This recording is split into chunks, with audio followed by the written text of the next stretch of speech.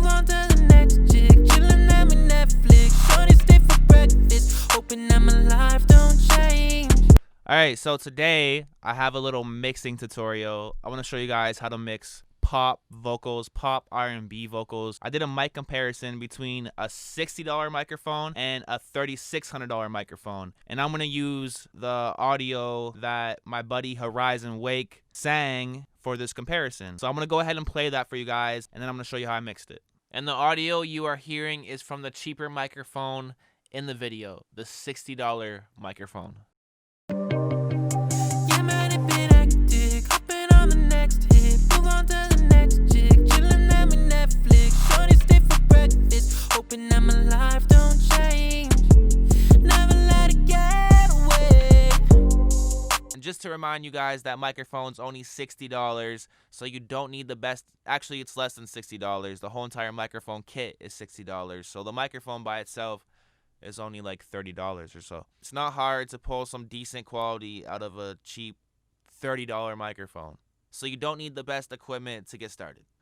So the program I am using is Adobe Audition. I'll leave a link below if you guys want to check it out. I'm using some of their stock effects, and I'm also using a couple plugins. And I'll leave the plugins that I'm using down below. Now we want to add our first effect. My first effect is Auto-Tune, pitch correction. Now this plugin comes with my program. It comes with Adobe. So if you have Adobe, you have this. This is my favorite Auto-Tune effect that I have. And I've used a couple different Auto-Tunes. It just works really well. Now you can crank these knobs and make it sound like T-Pain. But we don't really want to do that. We just want to keep it at 2, the attack, and the sensitivity at like, I usually keep my sensitivity at 110.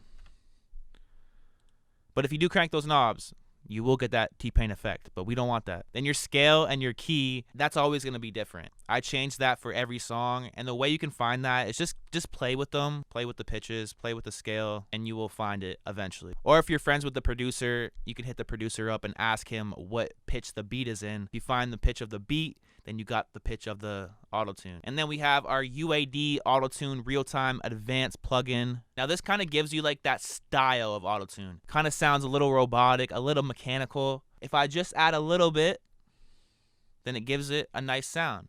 Now if I bring my retune speed down to 0, you're gonna get that T-Pain effect. So we're gonna keep this at like 21. And then again, you wanna find your scale and your key. I usually just keep it between minor and major, and the key is always going to be different. My next plugin is a de-esser. It's called Sibilant Stereo, made by Waves. I will leave a link down below to all of these plugins. This will help get rid of those S's, those harsh, unwanted, bright S's. I made a video on this plugin by itself because that's how awesome this plugin is. Next, we have some EQ, an equalizer. So we cut the low end off. We're going to keep the mids the same, and the high end we brought up. So this will give you that like crispy, bright, punchy type vocal. Next we have our first compressor. This comes with my program. I'm using the classic Softney by Adobe, and yeah, that's that. I like this compressor a lot. It's a really good compressor. I probably use it on all my songs. Then we have a plugin. This is another compressor. This is called Fft Stereo. I'm using their lead vocal preset. You can just go through the presets, and they have lots of good presets. Next, we have another Adobe compressor, the multi-band compressor. I changed the settings up. I have no clue what setting I used, but feel free to check out my settings, and yeah, that's that. And then we have an Fft filter. This is like a more precise EQ. I just cut some more of the lows. I brought down the high mids around 4K. If you cut the 4K area down a little bit, that will get rid of the nasaliness in your voice. The mid between like 1K and 4K. If you bring that down somewhere between there, it'll help get rid of that nastiness in your voice. Then we have our limiter. This comes with Adobe. So does my Fft filter, and so does my multi-band compressor. I'm loving the Adobe effects. Adobe has some awesome stock effects. I have a video just on Adobe stock effects if you guys want to go check that out.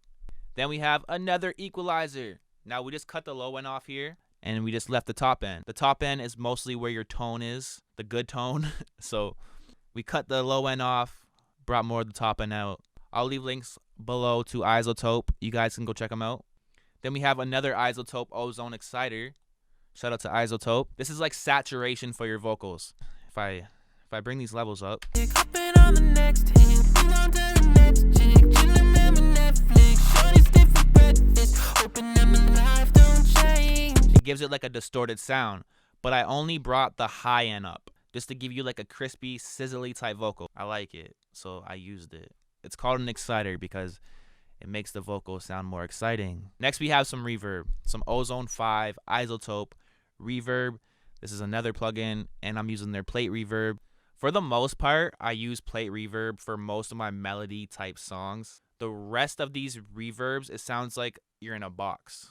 With the plate reverb, it just sounds like the reverb spread out.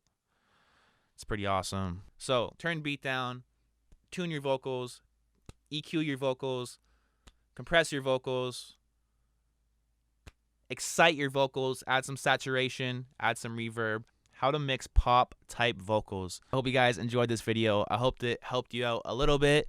Comment below, give this video a thumbs up, subscribe if you're not subscribed, somewhere over here I think. And yeah, that's pretty much all I got for you guys, and I'll see you guys soon with another video. Shorty stay